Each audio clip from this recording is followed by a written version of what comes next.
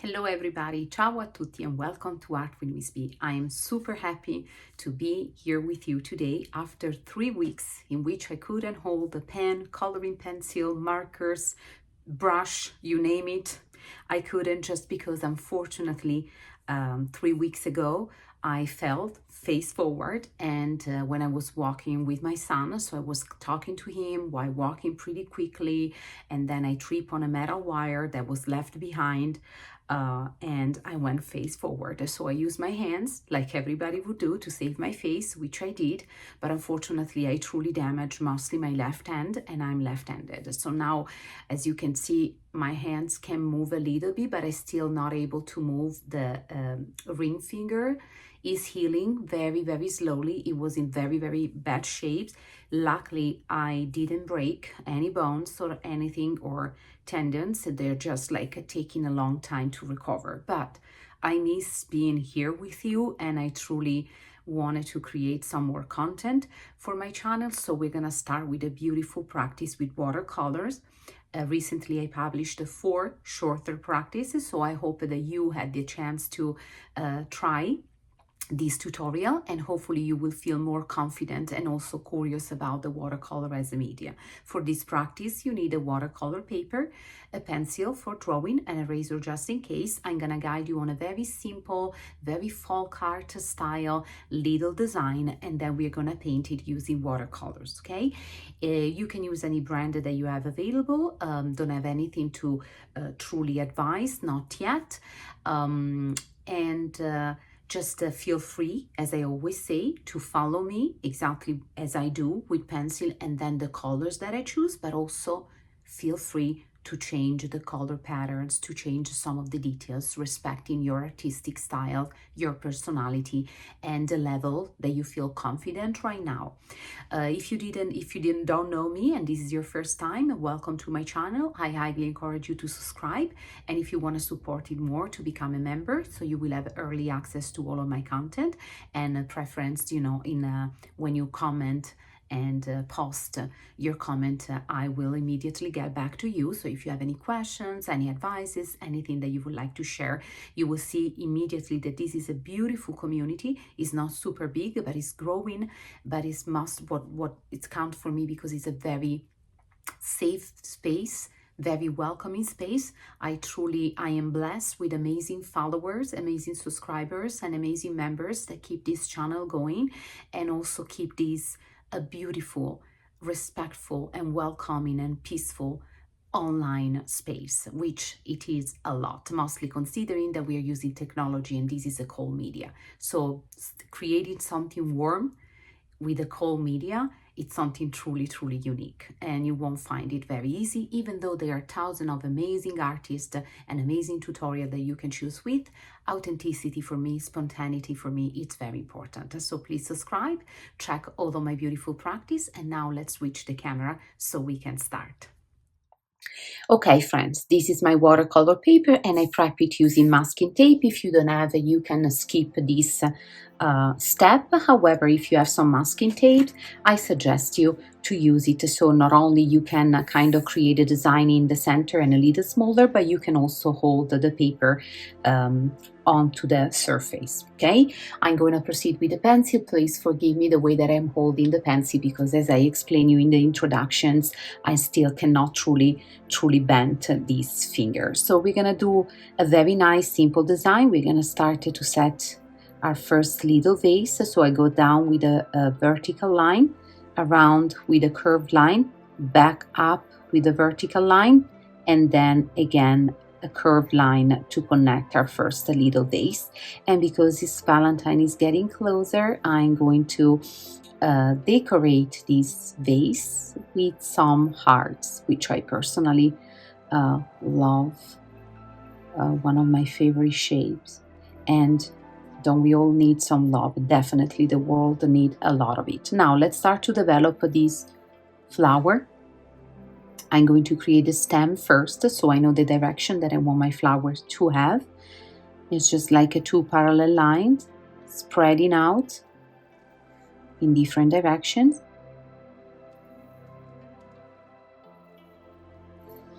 And now I'm going to close the top we're going to develop some petals. We want to create some variety, so some of the petals will be closer. We can leave a little gap so to make it a little more interesting visually, right? So it doesn't truly look too much the same.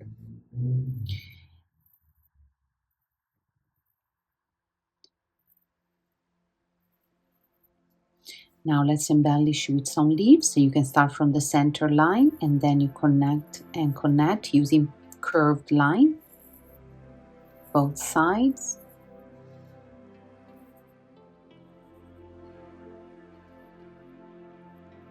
Some overlapping. Then over here we can create maybe a smaller pot, this time very puffy and rounded. We're going to do the same that we did for here. Also, I forgot to close the back, right? Because we can see. And maybe inside of this one, we can put a tiny succulent plant.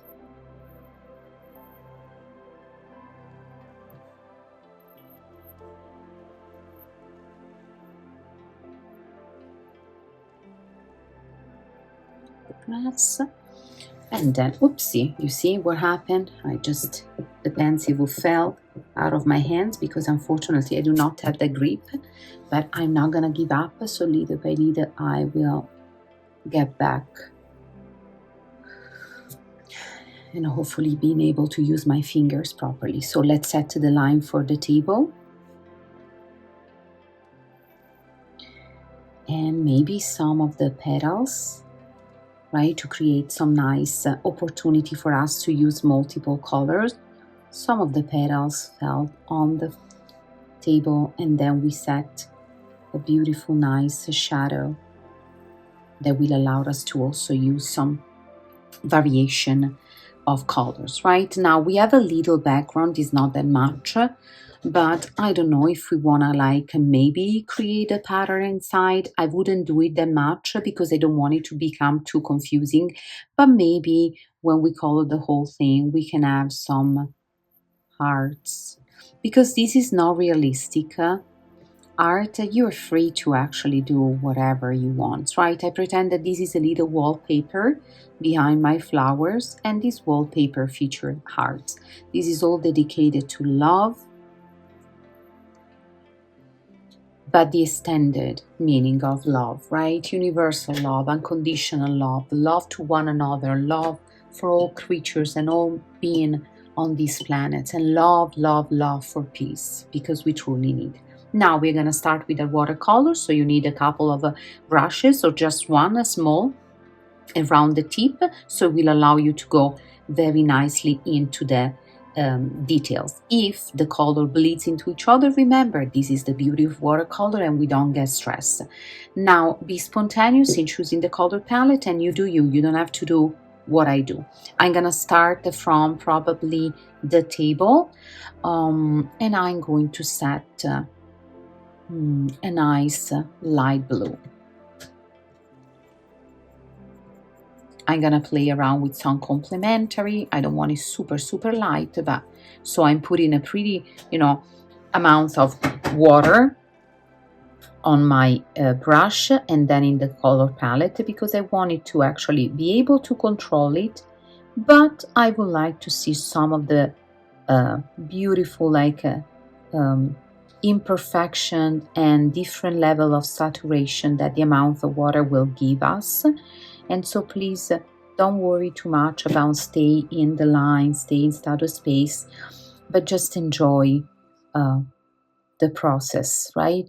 Remember when we did the exercise, the previous watercolor exercises, I told you that we were building our skill and our confidence little by little by doing just pattern to get used to manage the brush, right, with more precision. So then we were going to do different type of pattern to also train you for different type of brush strokes. Then we did an abstract compositions, and then a little more realistic composition that was like the flowers, if you remember. If you didn't get a chance to practice those, please do so. If you like a watercolor and you would like to have fun with them, without feeling the stress, of producing something that has to correspond to specific standards or that could be intimidating for you. Just practice and practice and practice so you build your own connection and your own relationship with this wonderful media. For me right now, the watercolor is the best media that I can use since my fingers are healing, because at least the brush can do part of the job on its own without me having to hold it as much as I would a coloring pencil, for example, right?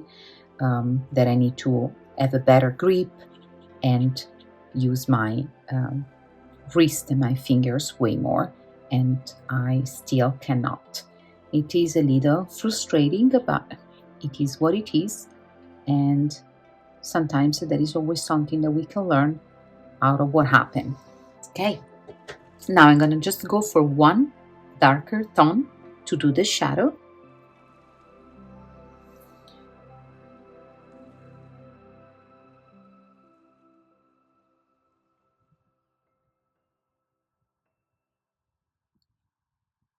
And as I said before, if you bleeds a little bit, it's even better, because this is like respecting the nature of the media that we're using.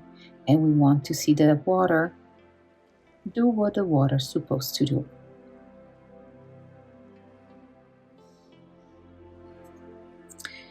Now I'm going to proceed and I will work on the background.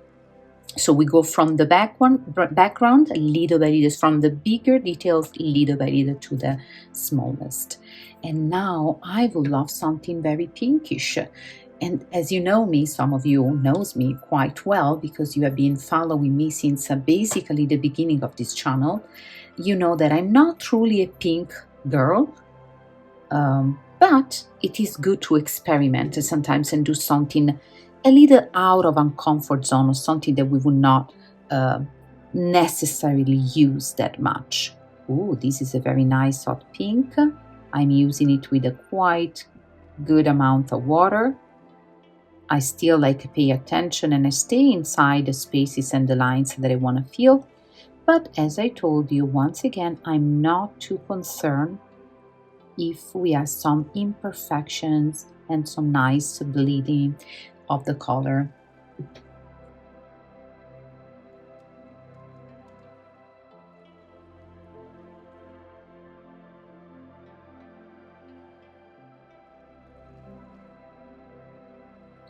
I find watercolor very relaxing, mostly when you design something,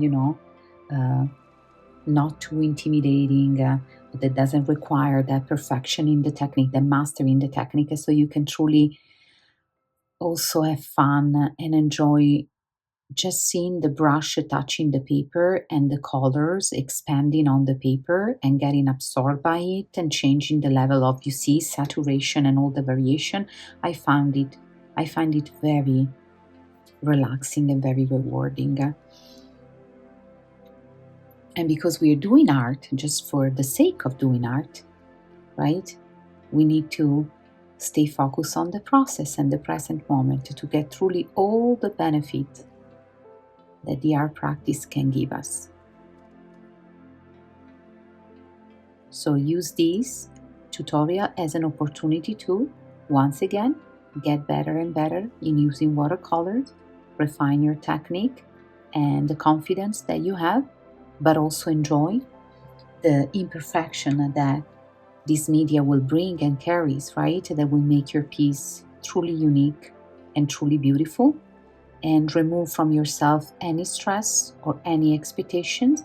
Just to be connected with every single brush strokes that you are adding on the paper, and see what that brush stroke will bring to you and to your design. Feel your hands the way that it does feel. If it's too, if it's holding the brush too hard or too hard, release that grip, let it go a little bit, relax. And because the theme and the colors and the design of art remind us, right? Love. Let's focus on the love that we have in our life and the love that we are able to give. And we should give more and more.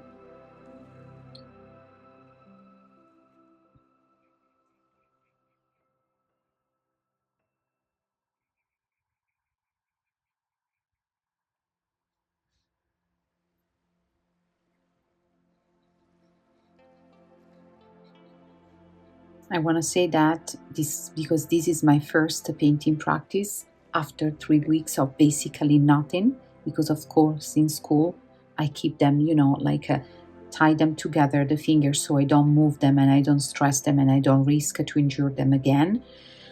I was truly, truly missing. So I can tell already that I feel so relieved and so happy and so hopeful also that I will be able to hopefully soon come back to practice with whatever I want to practice. You know that I love my alcohol markers and I love the type of pattern and art because it's very therapeutic and extremely good for our fine motor skills.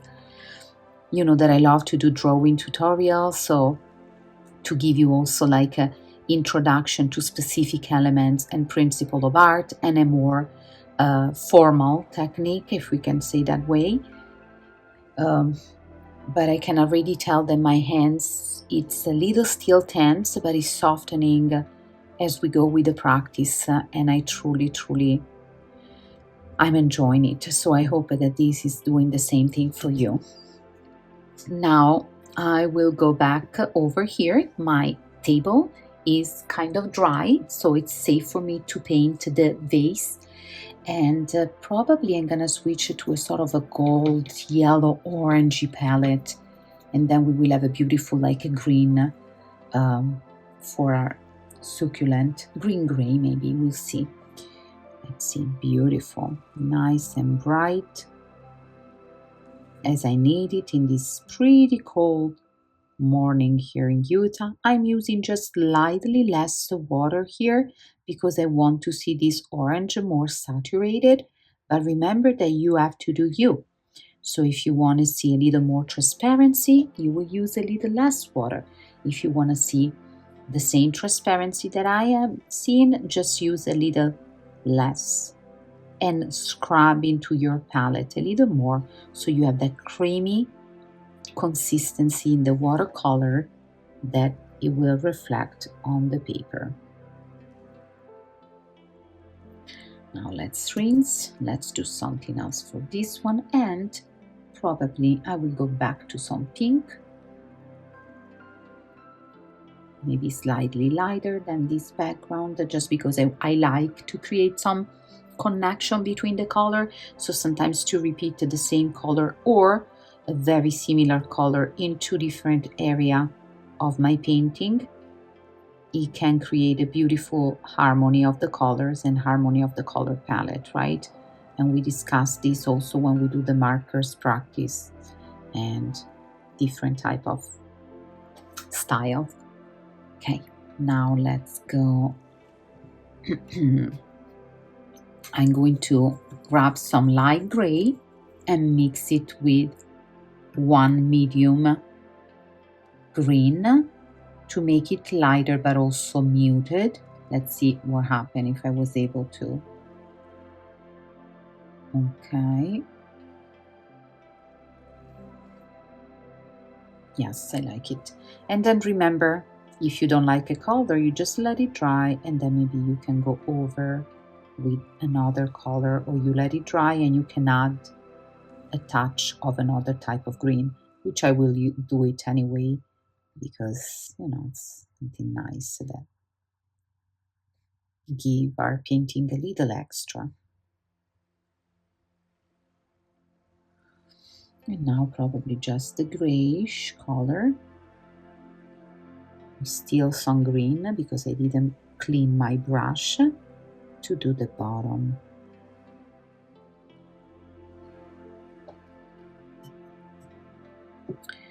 Now let's tackle the cup, the vase. Let's see. I would love a sort of a maybe red, but very, very watery. So I am putting some water in my red, and then I am taking some water again with the brush before I touch the surface. So you do water, color, water, color, and then just a little bit of water, and then you paint it. So you have a very liquid and transparent type of texture, right, from your watercolors, and now carefully spreading it out.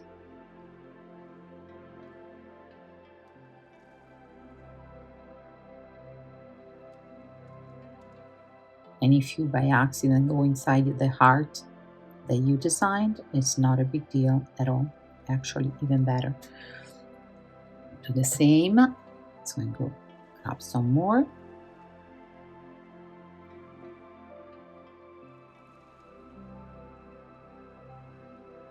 And I like the fact that the piece so watery is going from dark to light naturally, all by itself.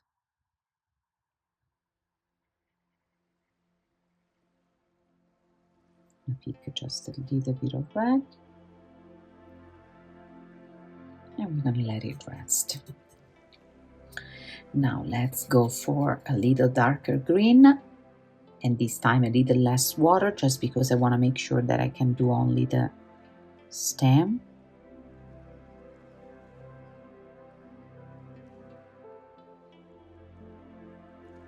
And the leaves.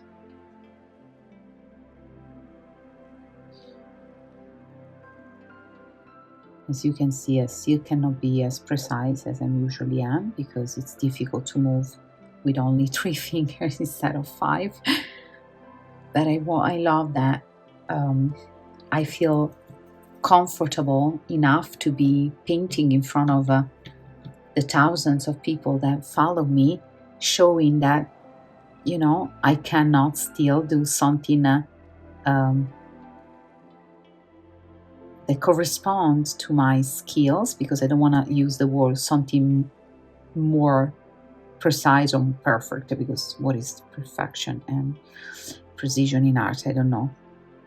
It's a very fluid concept, but just something that, you know, I'm not 100%, but yet I'm here because this channel, it's all about it. It's all about it being real. It's all about it to being spontaneous. It's all about it to face challenge together as they arise on the paper and as they arise in life.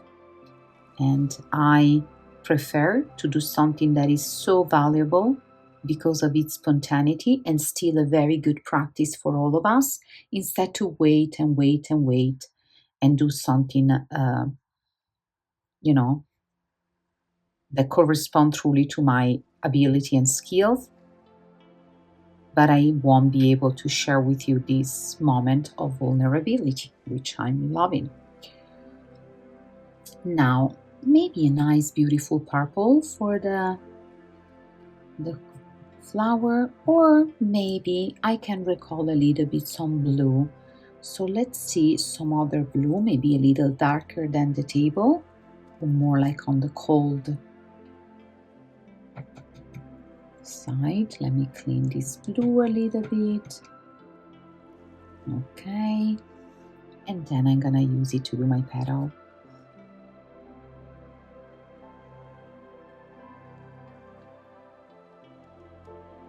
And as you see, just I barely touch and color inside. I'm not truly concerned in filling them all up.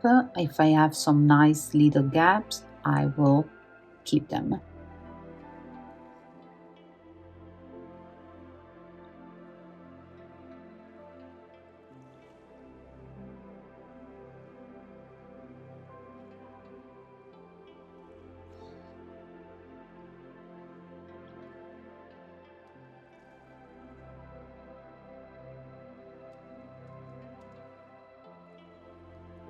I'm picking a little bit more water.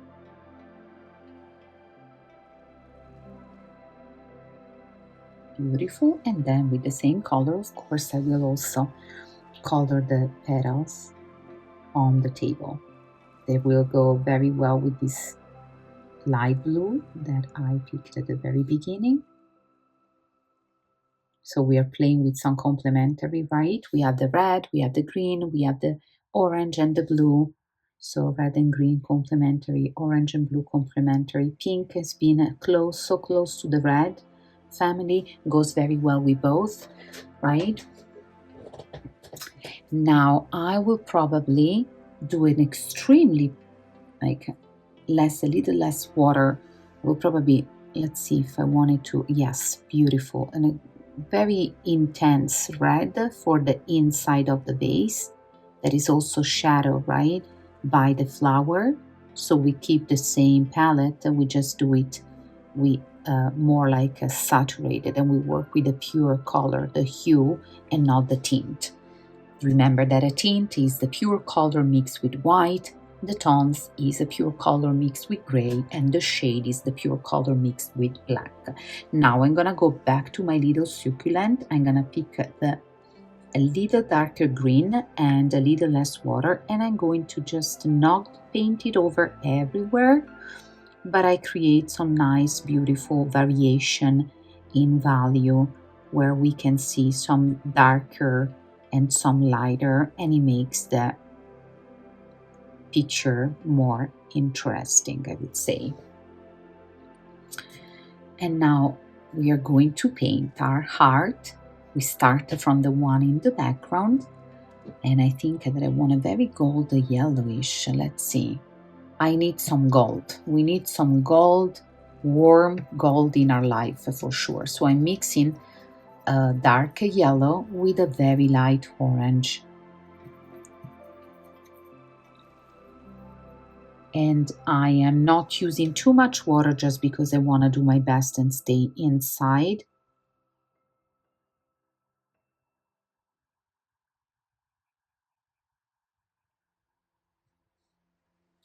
A bit more, remix them both.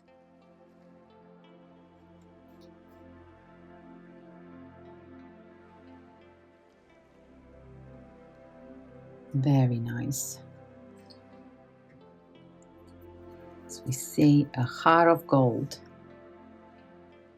And we need many, many, many hearts of gold to bright up these very interesting times that we are living, and to remind us that we will prevail, love will prevail,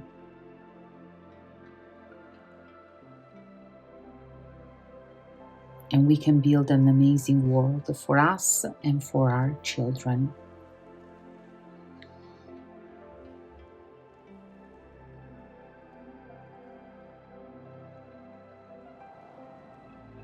And I love very much the way that this gold actually pops. I will use the same inside the vase to create a nice dialogue between the background and the vase itself.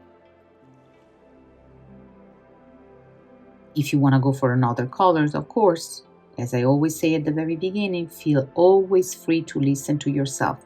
Mostly if you have been practicing for a while and you're more confident, always ask yourself a question. What would I love to see on my paper? Why do I feel that I need these colors, right? What do I want to accomplish or achieve? What type of feeling and emotion I want to feel while looking at this, okay? And look how pretty it is. This very simple, rewarding practice is the best way to become a little more familiar. Now I'm going to go back to the blue of the petals, and I'm going to do the same. I'm going to rinse my brush, and then I'm going to pick a slightly different blue that actually is now spoiled with some of the yellow that I still had on my, so it's giving me a sort of an aqua turquoise color, and with a little less water, right? So we want to be able to go over. I can create a little like a value pattern in which I create spots, right, of a darker, or in this case, more intense color, just to make the picture a little more interesting, and also to give yourself the opportunity to explore, right, for a little longer with this media. A little bit more water. I'm gonna do it over here as well.